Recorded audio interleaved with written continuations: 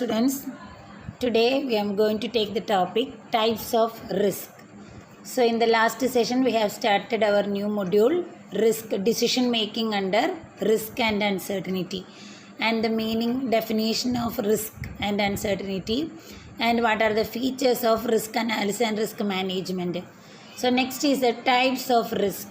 So one of the important topic that we have discussed in the last session is before making a decision or before taking a decision, the risk assessment and the risk management should be done by the company or management, because every decision will depends on some sort of risk, whether it is business risk, whether it is financial risk, and this risk and uncertainty should be forecasted or predetermined in order to make the decision more effective.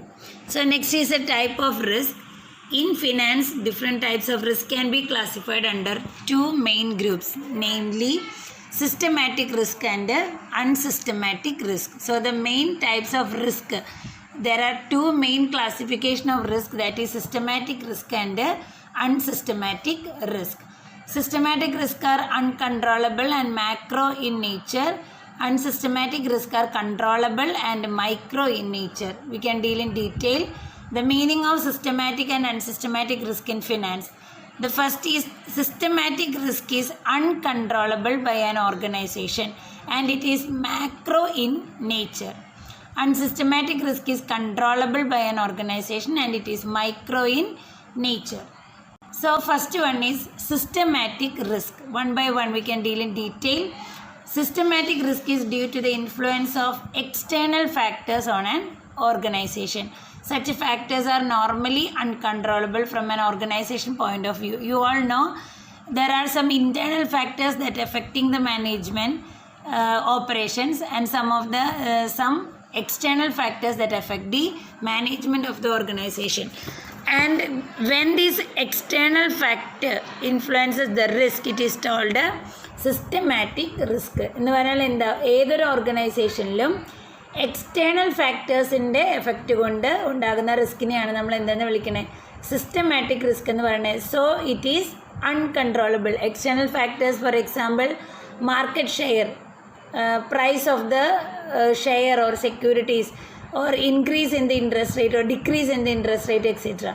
So fluctuations in the price, fluctuations in the interest rate, fluctuations in the market price, etc. are the external factors, and systematic risk is due to the influence of these external factors. ഇതിൻ്റെ പ്രത്യേകത എന്താ, the organization have no control over these external factors.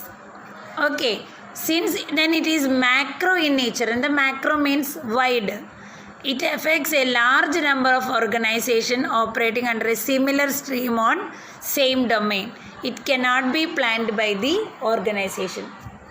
External factors ആയതുകൊണ്ട് തന്നെ ഈ ഒരു particular ഓർഗനൈസേഷനെ മാത്രമല്ല അത് എഫക്റ്റ് ചെയ്യുക, പകരം എന്താണ്, it effect A large number of organisation in the same stream. ഇതേ സ്ട്രീമിൽ ഓപ്പറേറ്റ് ചെയ്യുന്ന ഇതേ എക്സ്റ്റേണൽ ഫാക്ടേഴ്സ് ബാധകമായിട്ടുള്ള എല്ലാ ഓർഗനൈസേഷനും these risk is affected. Okay, since it is called macro in nature, wide ആണെന്ന് പറയുന്നത് അതുകൊണ്ടാണ്. The second one is then the types of systematic risk. There are mainly three types of systematic risk. One is interest rate risk, second one is market risk, and the third one is purchasing power, or otherwise known as inflationary risk. Okay, systematic risk first one, and the main classification of systematic risk are interest rate risk, market risk, and purchasing power or inflationary risk. Then what is interest rate risk? Interest rate risk arises due to the variability in the interest rate from time to time. That is, interest rate risk arises due to the changes in the interest rate. So it is particularly affects the debt securities like debentures or bonds, as they carry fixed rate of interest. As you all know, debentures and bonds have fixed rate of interest. So interest rate risk arises because of the changes in interest rate from time to time. So interest rate risk can be again divided into two.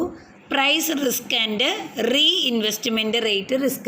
Price risk and reinvestment rate risk. So what is price risk? Price risk arises due to the possibility that the price of the shares, commodity, investment, etc. may decline or fall in future. That is price risk എന്ന് പറഞ്ഞാൽ എന്താണ്? നമ്മൾ എടുത്തിരിക്കുന്ന ഒരു സെക്യൂരിറ്റിയുടെയോ ഇൻവെസ്റ്റ്മെൻറ്റിൻ്റെയോ അല്ലെങ്കിൽ കമ്മോഡിറ്റീസിൻ്റെയോ rate ഫ്യൂച്ചറിൽ reduce ചെയ്യും അല്ലെങ്കിൽ ഡിക്ലൈൻ ചെയ്യുന്നത് കൊണ്ടുണ്ടാകുന്ന റിസ്ക്കാണ് price risk. The second one is reinvestment risk. പേര് കേൾക്കുമ്പോൾ തന്നെ അറിയാം, from the name itself it is clear that the interest or dividend earned from an investment cannot be reinvested with the same rate of return as it was acquiring earlier. നമ്മളൊരു investment നടത്തി അതിൽ നിന്ന് ഒരു 20% return കിട്ടുന്നുണ്ടെങ്കിൽ ആ dividend use ചെയ്തുകൊണ്ട് നമുക്ക് മറ്റൊരു investment നടത്താൻ പറ്റില്ല. എന്ത്? ഈ 20% തന്നെ റിട്ടേൺ കിട്ടുന്ന രീതിയിൽ മറ്റൊരു ഇൻവെസ്റ്റ്മെൻറ്റ് നടത്താൻ പറ്റില്ല എന്ന്. That means the reinvestment rate may be reduced. Okay, that is termed as reinvestment risk. That is, the interest or dividend received from an investment cannot be reinvested with the same rate of return. That is termed as reinvestment risk. So these two are the interest rate risk. The next second point is market risk. Market risk is associated with the fluctuations seen in the trading price of the particular shares or securities. That is, if the company or if the investment is made in any shares or securities of a company and there is frequent fluctuations in these shares or debentures, that is termed as market risk. Here market means share market. That is, it arises due to the rise or fall in the trading price of listed securities or securities in the stock market. Stock മാർക്കറ്റിൽ നമ്മൾ earn ചെയ്തിരിക്കുന്ന സെക്യൂരിറ്റീസിൻ്റെ അല്ലെങ്കിൽ listed സെക്യൂരിറ്റീസിൻ്റെ price market price variate ചെയ്യുന്നു. അതിലുണ്ടാകുന്ന റിസ്ക്കാണ് market risk എന്ന് പറഞ്ഞു.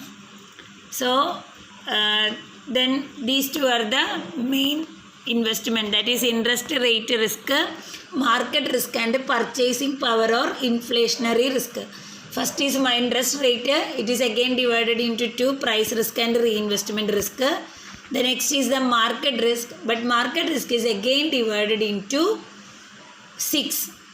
Absolute risk, relative risk, directional risk, non-directional risk, basis risk, volatility risk.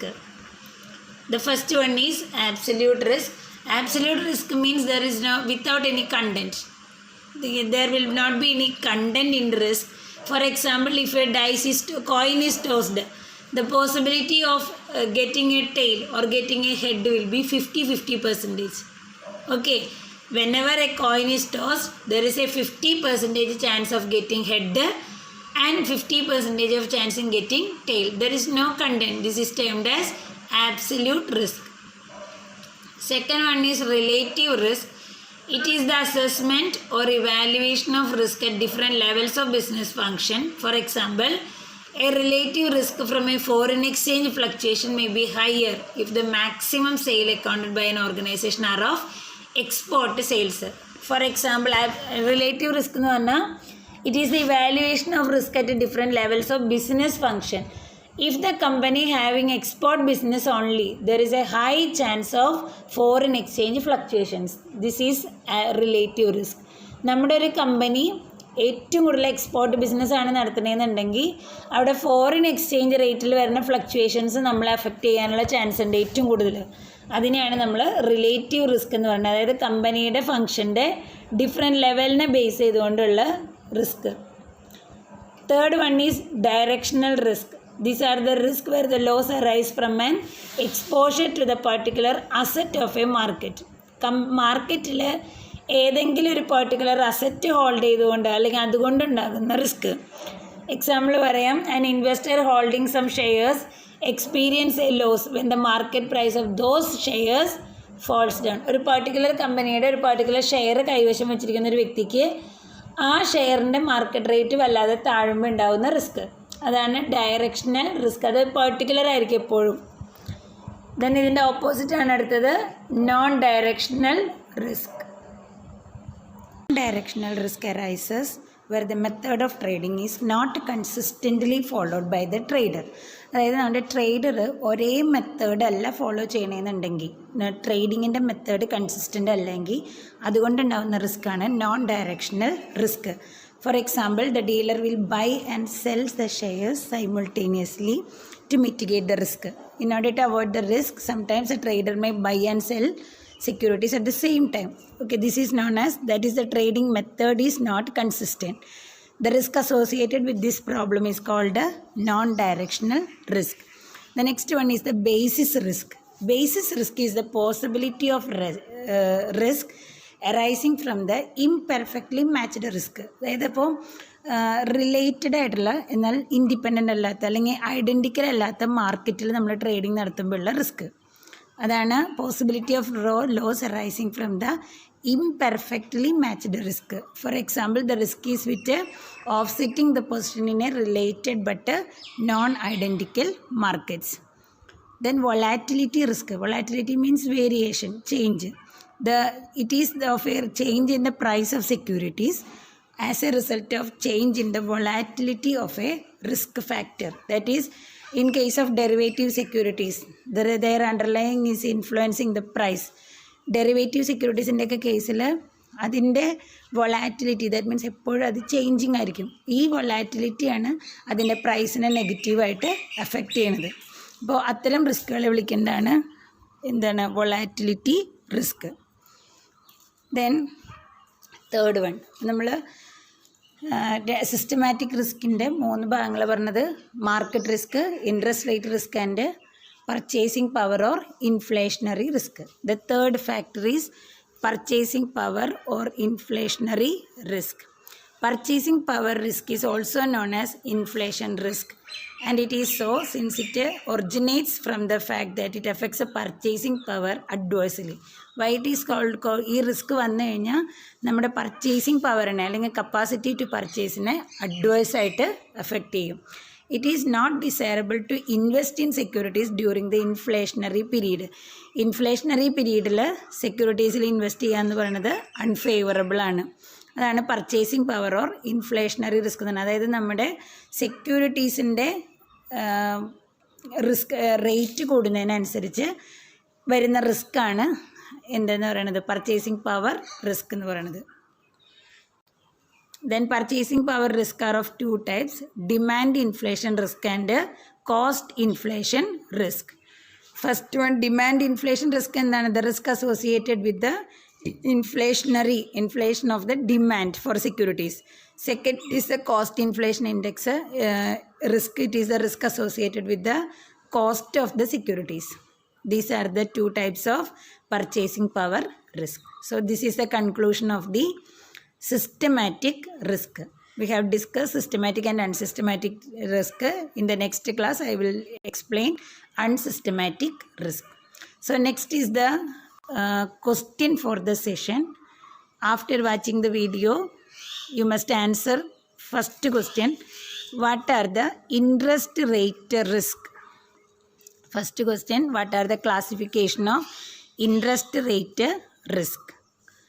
Then second question, what are systematic risk? What do you mean by systematic risk? These 2 questions are of 2 marks for university examination. So first question is, what are the types of interest rate risk? Second question, what do you mean by systematic risk? So answer these questions and submit to me in our subject WhatsApp group. Okay, thank you very much.